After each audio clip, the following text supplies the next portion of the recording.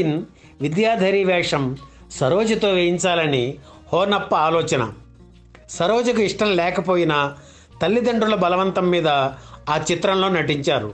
అలా 1955లో సరోజ నట జీవితం మొదలైంది. ఆ తర్వాత వరుసగా సినిమాల్లో అవకాశాలు రావడంతో సరోజకి కూడా నటన మీద ఆసక్తి పెరిగింది.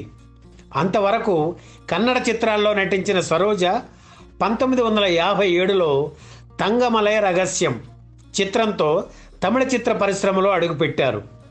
ఈ సినిమాని డిఎల్ నారాయణ రత్నగిరి రహస్యం పేరుతో తెలుగులోకి డబ్ చేయడంతో తెలుగు ప్రేక్షకులకు పరిచయం అయ్యారు సరోజ.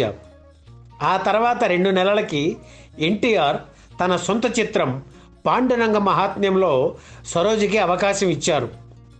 తెలుగులో ఆమె నటించిన 2వ చిత్రం భూ కైలాస్. ఎన్టీఆర్ రావణ